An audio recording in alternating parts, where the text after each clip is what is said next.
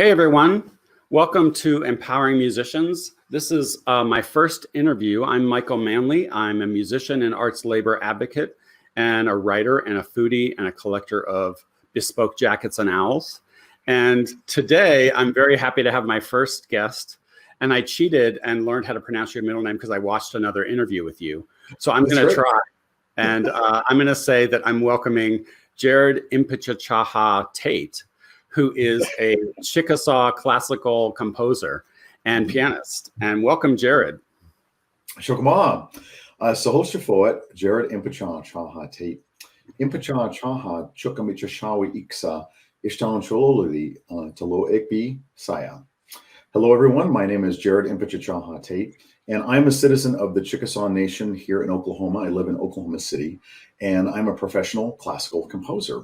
And just a little bit of background about that for those who are not aware, Oklahoma is home to 39 federally recognized tribes. And I am a citizen of the Chickasaw Nation in Oklahoma. And when I say citizen, that's for real. All tribes in the United States are treated with the U.S. government. We literally have our own constitutions that run in tandem with the U.S. Constitution. And so we have dual citizenship. So, and my father, Charles, is Chickasaw from Ardmore, Oklahoma. And Dad was a professional tribal judge, lawyer, special district judge. He graduated University of Oklahoma Law School. And so he had a really, really important and deep career in tribal law, and actually is author to our current Chickasaw Constitution. And so, but Dad is also a classically trained pianist and baritone. And so that's how I started the piano, was with my Chickasaw father. And so my mother, Patricia, was Manx Irish. So I am Manx and Chickasaw. And Mom was from Omaha, Nebraska, and Mom was a professional choreographer and dancer. And that's going to inform a lot of our conversation because Michael and I met in the theater on the Broadway tour of Miss Saigon.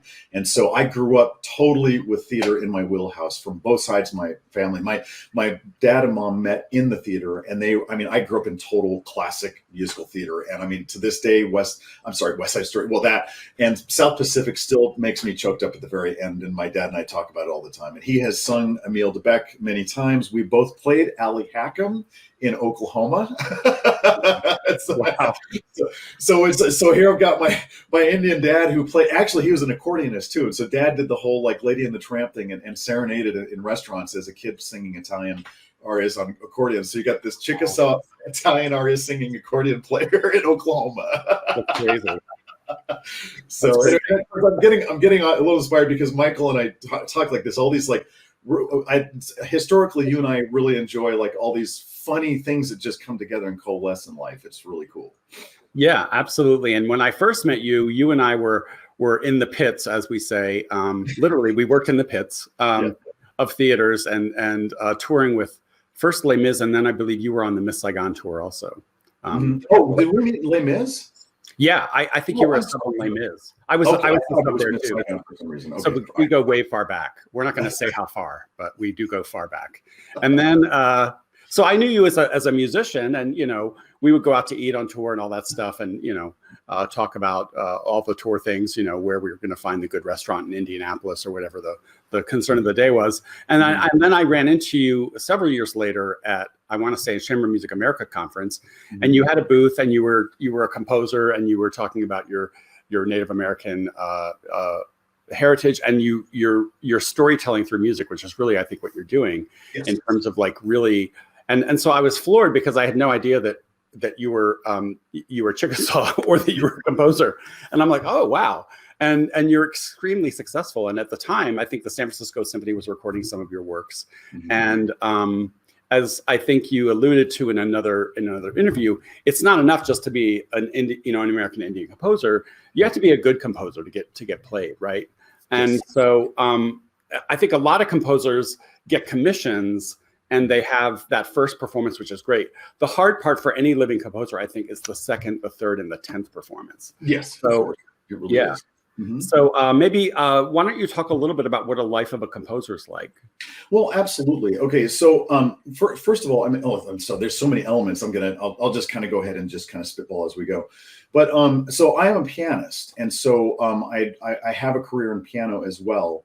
And I think that's really, really critical for all composers, that they're performing instrumentalists, because that's what historically has happened in fine art, is that we are performers and composers, but also historically, we were conductors and arrangers and performers and composers. I mean, this was all in the wheelhouse. And it really, I would say in my experience in the 70s and 80s, it became a lot more compartmentalized. So like you were either a solo pianist, or you were an accompanist somewhere, or you were a conductor, but it didn't cross over as much. And now, actually, one thing I really enjoy about the millennial surge that happened was that sense of entrepreneurship and freelancing multiple things at once.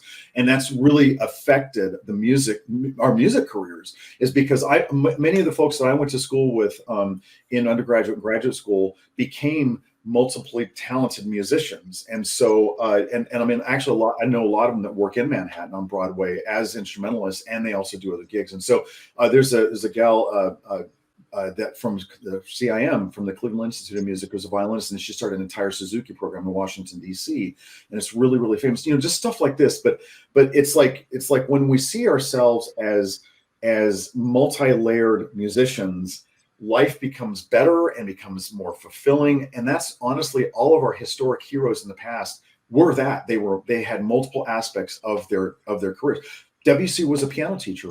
That's how, as far as I know, that's how he made most of his income. And I mean, Chopin was entirely a piano teacher. He rarely played in public. And here he changed the entire universe of piano entirely. That guy completely changed piano performance. And he was mostly a piano teacher, and so with that in mind, I'll launch off that. So as a pianist, I had made a promise with myself as an undergraduate that I will only work in music, whatever that takes, whatever job it means.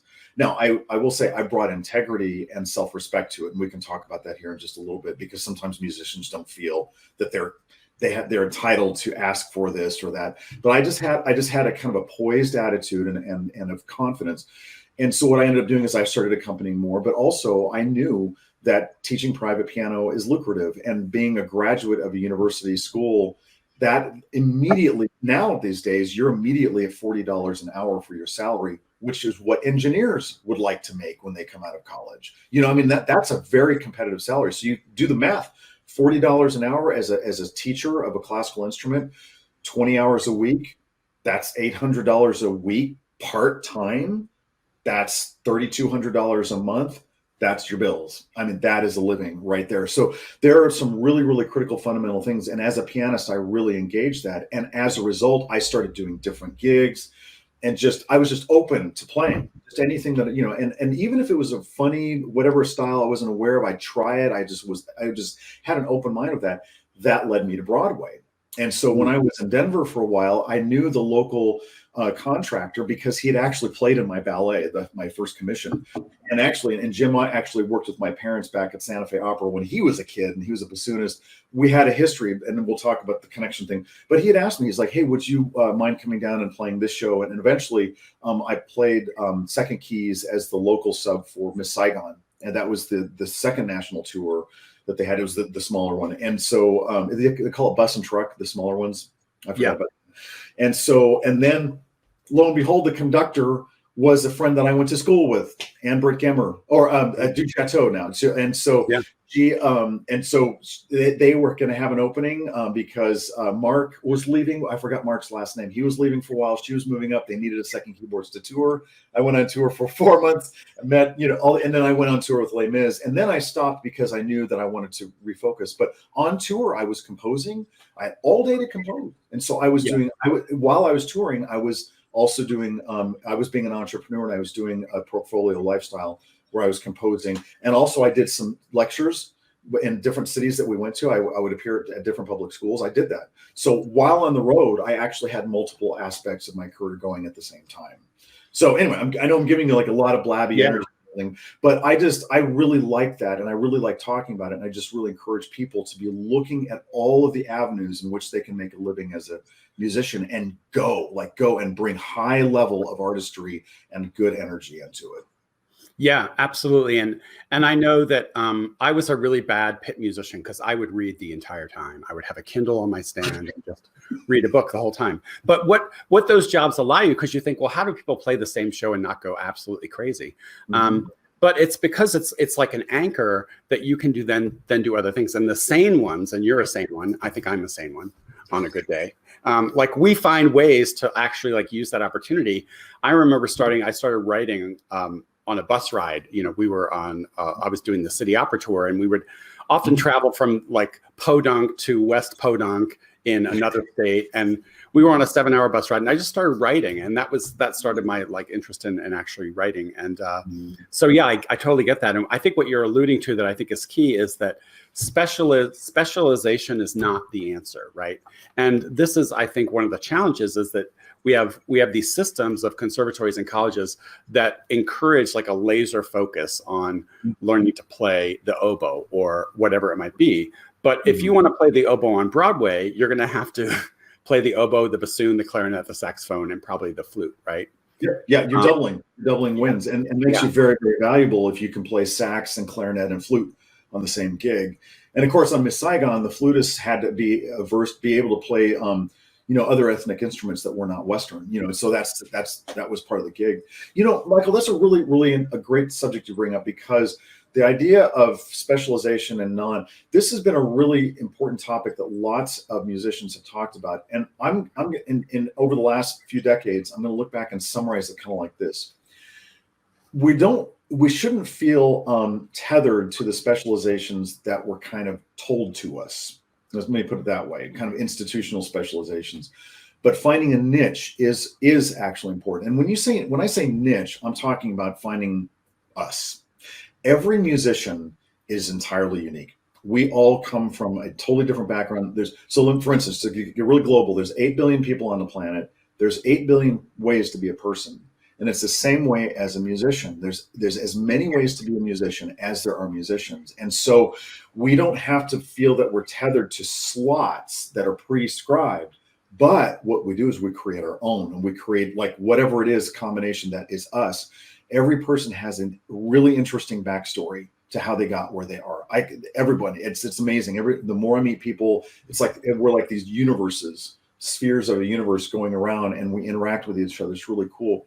And one of the reasons I say that is because as an American Indian composer, I'm a symphonic composer.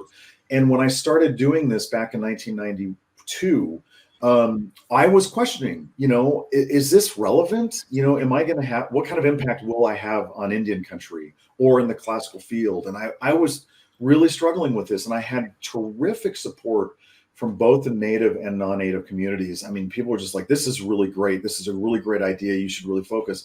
But I wanted to make sure that it was good. Because you got people like Prokofiev and Bartok, and they were totally focused on their ethnicity. Debussy, you can't be more French than Debussy. So these examples were already in play, and I just wanted to make sure that I was doing really, really well. But when I was really struggling with this, my dad's sister, Anne, I was telling her about this, and I was like, I don't know if what I'm doing is valid. And she said, Jerod, there's as many ways to be Indian as there are Indians. And it was just really empowering. And then I just started applying. I started seeing that on a much more large scale for everybody.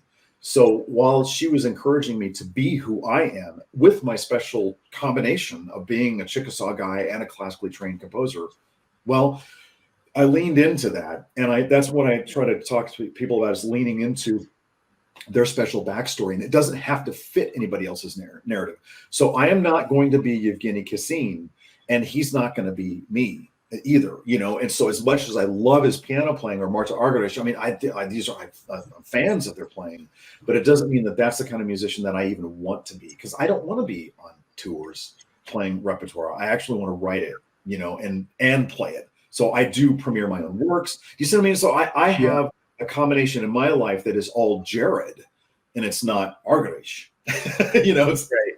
Yeah, it shouldn't be. And the thing is like, if she and I meet and talk or whatever, then we exchange our beautiful stories and we enrich each other's lives. And then we go on back into our own, enriched more from our context. So that's kind of how I see all that. So the not specializing means you don't have to specialize in the way people are telling you have to, but find what it is that is yours, and make and invest into that in every possible level that you can. Yeah, absolutely. And I think what I find great about your identity and your mission as a as an American Indian classical composer is Mhm. that you're working in these genres that you're questioning, like, is this relevant, right? But at the same time, you're doing things like symphonic works, and you're doing choral works. And one thing that struck me about some research I did was the fact that American Indian languages are not heard, right? Right. So we're used to hearing, all of us know what Italian sounds like, or German, or or French, because we've heard that in classical music. We've heard Poulenc's operas, we've heard we've heard Debussy, we've heard all these choral works by these great composers in Italian opera, etc. And we're not used to even and hearing. And when you introduce yourself, it's like, wow, we've never heard that language before. So I think what you're doing is like saying, I'm staking a claim in this arena for this language which has not been heard before. I appreciate you acknowledging that. I see this as a tremendous opportunity. I mean, it's like this hasn't been done in history before. And when back in 2001, when I won the competition with National Symphony Orchestra to premiere work at the Kennedy Center, I decided, it's like, this is going to be choral, and it's going to be in the Chickasaw language, and this will be the first time. And I knew it was the first time that was going to happen.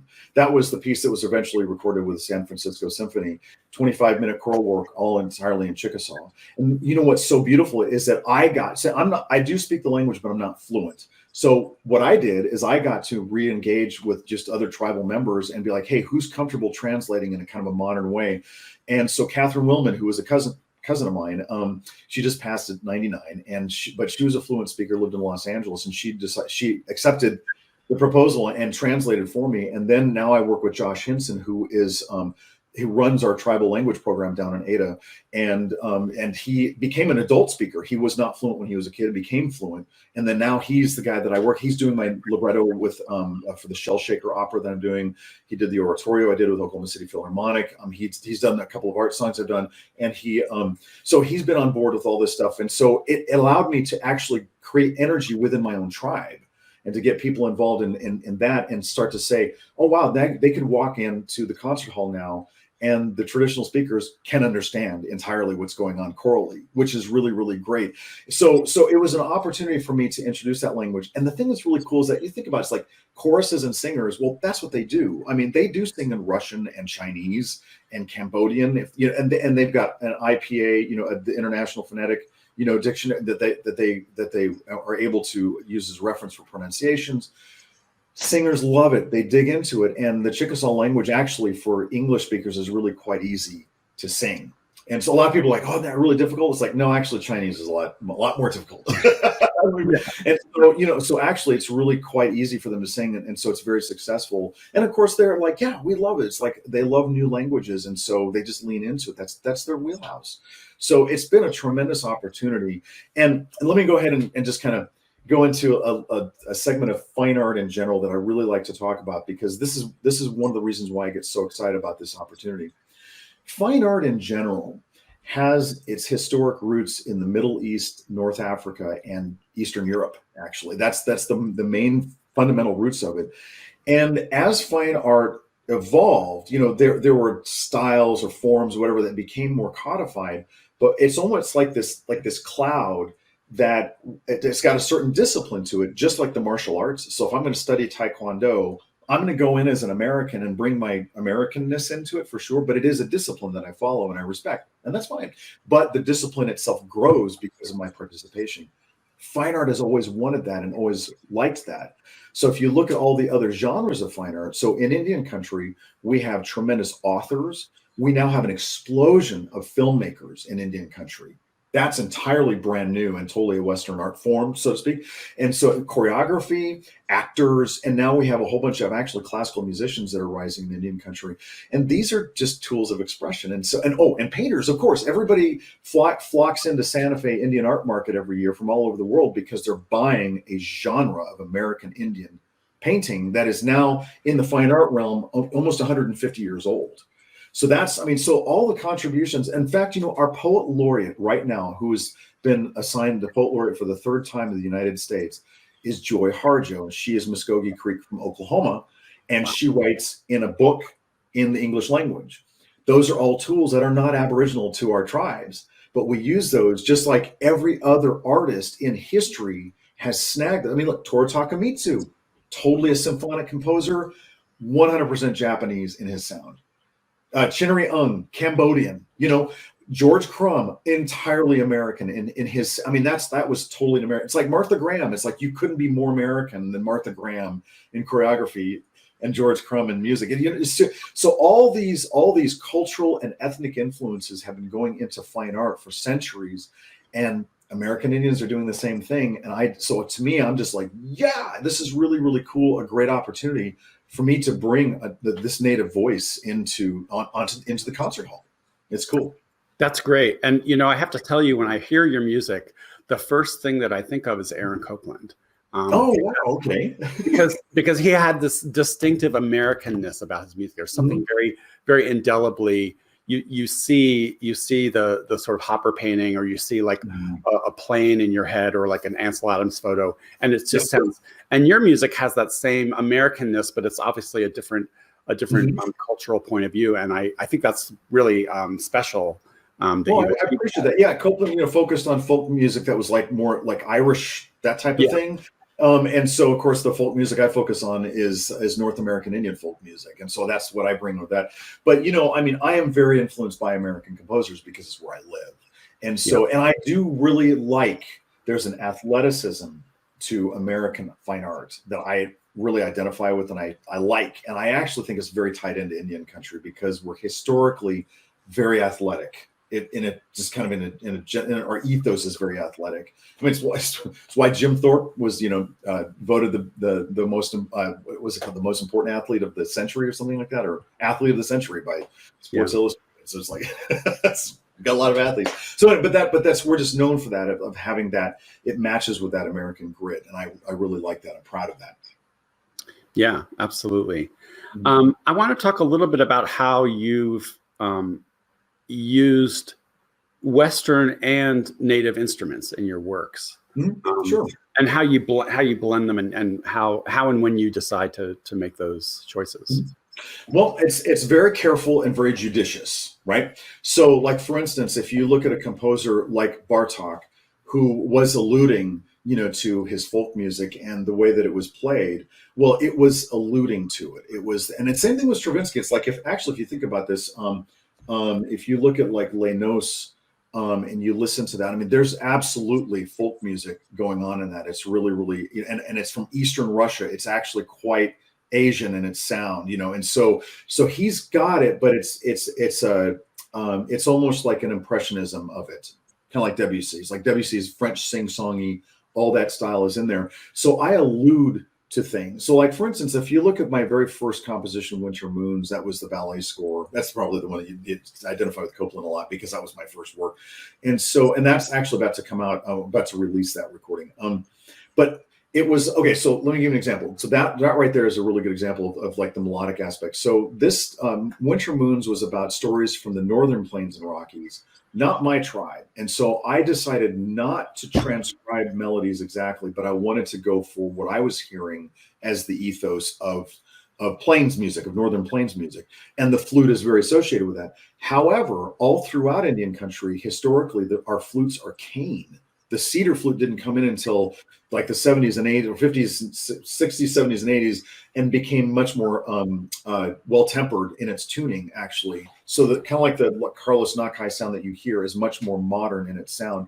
But we had these old cane flutes that were more reedy and high-pitched. So I focused on the piccolo as the flute sound, and I combined the piccolo with the bassoon to create some depth to it, but still have that reedy sound. And also it was called Winter Moons. It was about the coldness of the winter. And I was going, do you see it? All these aspects were informing. So I was looking for an allusion to the traditional sound, but I was modernizing it and abstracting it myself, as all native artists do. We take our authentic materials from our tribe and we abstract them. And painters do that all the time, and different degrees. Some native painters look like Jackson Pollock. I mean, it's just that, and then some look very, very clear in its iconography. It's like there's a wide range of how people treat that. And I do the same thing. Sometimes it's very buried, and sometimes it's very, very clear. So that's like an example. But I will say in the percussion section is where it's a little easier in general. There's because we have shell shakers traditionally. in my tribe. And so, I've got instruments like this. Well, that's a very easy thing to put in the percussion. But what I do is I expand the sounds, and I use egg shakers and Louis Conti shakers. I'll use other shakers that are similar to our turtle rattles, but they have different colors. And so I will colorize the traditional sound with different instruments that are available in the percussion section. And then the same thing, it's like, it just depends on what I'm doing. With orchestral instruments, I will have tunes being played, but I love to stack ninths in the winds when I'm playing the tune, because it creates an intensity to it. And it's a beautiful intensity that, to me, expresses the ethos of how I feel about being a Chickasaw guy. So anyway, I'm nerding out now. But that's what I do, is I just dive into orchestration land, as so many of our predecessors did in the fine arts. Yeah. And for people who may not know, orchestration is really like the colors and the textures you would use as a painter, right? With sound. It's really how you're choosing which instruments are going to play what, in the combinations and the colors you're making. Exactly. So if you combine a trumpet with a clarinet and a vibraphone, that's a sound color. And then if you combine double bass with a piccolo, that's a different, those are sound colors that we talk about. So when we talk about orchestrations, we say color. Absolutely. And I wanted to just ask, what's been, when I first talked to you, it was a fascinating story, because you're like, I wrote this great piece, and my tribe really wanted to support it. So we cold called the San Francisco Symphony. Do you remember that story? Yes, I do. Can you tell that story a little bit? Yeah, sure. That's fine. So after Iholba premiered at the National Symphony Orchestra, I was commissioned then by my first concerto from another CIM colleague, Christine Davis, who is the principal flutist of the Buffalo Philharmonic. She recorded the Winter Moon score, and she just missed me. She's like, I miss you, and I want to commission a work from you. So I was like, okay. So that was my flute concerto. So I had these two major, and the flute concerto was all totally based on one of our traditional garfish dance songs, and it was a complete allusion to our homelands back in the forests of Mississippi. So I had two very specific cultural Chickasaw pieces. One that was sung in the language, one is full of our tunes. And I just approached our tribal governor, Bill Anatubby. He was doing a very big and deliberate push in fine arts in our tribe. And now we have a division of arts and humanities with our tribe. We've got a summer arts academy that I helped found. I mean, so it was right in this push. And I just emailed him and said, I've got two works that I think would be a really good CD. And it would be historic. It'd be a totally Chickasaw CD with our language in half of it, and just completely a Chickasaw classical CD. He just loved the idea. He said, please put together a proposal. And I did, and I had several orchestras laid out. He goes, which one would you like? And I said, San Francisco. He goes, call him. So I did. And John Keyser was the executive director at the orchestra at the time. And I just called and I said, hi, my name is Jerod Tate. I am making a cold call to you, and I'd like to tell you the story. And he goes, okay. And I said, this is what I have. This is what I do. I talked to the tribe, this all kind of thing. And he goes, I'm interested. Do you have recordings? I said, I do. I'll send you recordings and scores, and you check it out and just let me know how you feel. And he goes, okay. So, and of course, he's like, I said, I'd like to hire the San Francisco Symphony to record a new CD. And he goes, all right. So, but that doesn't happen. They have to approve it, so he got everything. He called me back, and he said, yep, this is strong. I'm going to propose this to the board and to Michael Tilson Thomas. And so he took it to all of them, and they completely approved it 100%. And Tilson Thomas approved it. And then Edwin Outwater was their associate conductor at the time, and he conducted the recording. And so it just called.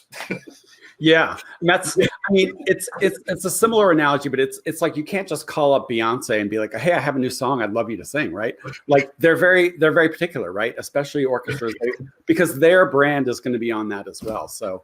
That's exactly what he said. He said, because if our name's going to be on it, we have to really feel good about it. And fortunately, the session was just marvelous. I mean, of course, the orchestra was great, but I just went in as Jerod, and I was just like heart on my sleeves, and just like, hey, love you guys. Let's play the heck out of this. And they had a really good time. And fortunately, I've been back. I worked with San Francisco Symphony just before the pandemic hit. And so I was out as a guest artist then. And so I'm doing some more work. I was actually on their San Francisco Symphony Plus series that they did, all their online stuff. I had an entire series that I curated for San Francisco Symphony. So it was a really nice relationship that built out of that.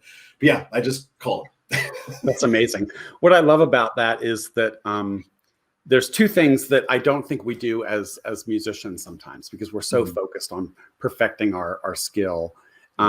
Is that you told your story, right? And that was what drew them in. And then you also just were totally entrepreneurial and were like, what do I have to lose, right? Like, and we don't often, because we're often risk averse in classical music, especially because we have to wait until something is perfect before we show anyone, and we get this very conservative kind of like mindset. And I think it's great that you just were like, hey, let's do it, you know. It's only one way to do it. I learned a lot of that bravery from my parents because they were like that. My dad, he was involved in Indian law in the 70s. That was really, really dynamic and really volatile in many ways. And so he had this sense of like, just get in it and go for it. My mother was also an amazing freelance artist while being a university professor. And she did the same thing. She would just call local businesses and be like, hey, we'd like your support. Let me take you out to lunch and explain to you what's going on. And she was very dynamic in her ability to pitch things as well. I was very fortunate to be raised by that. But again, also it's like, what do I got to lose, And I just didn't like all the restrictions that I felt that were being placed on musicians, because here I'm like surrounded by colleagues. We're the best players in the world. It's just that's all of us. I mean, we're all really, really good musicians. We're all experts in what we do. So why not be that? I mean, just be that personify that expertise. And I don't see that as imposter syndrome. And that's how you kind of get through that, is you just like, you know what? I put in a lot of time. When Martha Graham says, it takes 10 years, she was the one that kind of coined that idea that it takes 10 years to become an artist. Well, we are. That's like, it took us 10 years and here we are. So we have plenty of foundation in which to grow and just to plant our own seeds in that. So we've earned it. Yeah, absolutely. And I think we also have to, like, we're always growing. Like if we're not growing, we're kind of like, and I think the healthy musicians, even the ones like us that were like, grinding it out, playing Les Mis for the 4,000th time or whatever. But, you have other things and you have other pursuits. It's the folks that just want to put all their eggs in that basket and get satisfaction out of playing Les Mis for the 4,000th time that go crazy. Yeah. But the healthy ones are like, yeah, this is a great base for me to actually do other things, Yeah, I encourage people to think of themselves as a total musician, with a sphere of experiences, and they all relate to each other and they all enhance each other. I really believe that. But I think if you go to any life coach, they're going to kind of tell you about that in your life. I'm making sure I read at night. I do love to watch. Like, I'm a total SpaceX NASA nerd. I watch all kinds of stuff on YouTube about that. So I keep my life, colorful, and I love to read books on history. Of course, I love spending time with my son and doing everything that comes. And so I look at my life as has multiple aspects to it that make me a total person. And I like to see that in my musicianship as well. I like to be a total musician. Yeah, absolutely. I think that's really key. And I know you've got some things coming up, and I don't want to keep you all day, although I do want to talk to you again because this is fascinating. I feel like we could talk for 2 more hours. I think we should do round 2. I think that'd be great because I could talk more about nuts and bolts of making a living, stuff like that, just more stuff. Yeah, we didn't get so deep into the details, but like one of the things that I want to highlight, especially for people that are not artists, right, is that we're all working artists, right? And I stress the word working because if we use the term professional, that has a certain association for people. And it often in the minds of artists doesn't translate to putting food on the table. So I like to use the word working. So you're a working composer. I'm a working musician at times. I'm now in the labor movement, but I love the fact that you are willing to come back and talk next time, maybe more about how you actually monetize what you do. I think that's fascinating. Absolutely. Yeah, I think it's really, really important. And I know at this age, and I'm getting up in years, it is very important to pass that optimism and also reality to younger players and musicians so they can be like, oh, right. It's just something to hang their hat on. So, and it's very real and very doable. Absolutely. And how do folks find you, Jerod? What's the best way to reach out to you if folks want to learn more? I have a website that's jerodtate.com, JERODTATE.com. And then also I'm on all the socials. I'm very active. I use it as a billboard of what I'm doing. And I'm very easily accessible. People direct message me on socials all the time when they're inquiring about anything. And so I'm just very available for communication. That's great. And you can always join our Facebook group, Empowering Musicians, if you want to connect more with other artists of all types, mostly musicians, but not only musicians. So thank you again, Jerod, for your time. And we will look forward to seeing you again on a future broadcast. I appreciate it. Chukmashki, yak okay. Yes. I think that means have a good day, I'm guessing. Chukmashki, well, they're both ways of saying thank you. Chukmashki means it's all good, and yak okay is directly thank you. In fact, yak okay is the word that the word okay came from. So when you say okay, you're actually speaking Choctaw and Chickasaw. Good to know. Well, yeah, the Japanese say okay. It's like they're all speaking Chickasaw. It's really funny. That's crazy. That's great. Well, we learned a lot today from you. So thank you, I will say in my native English, and we will see you next time. Absolutely. Take care.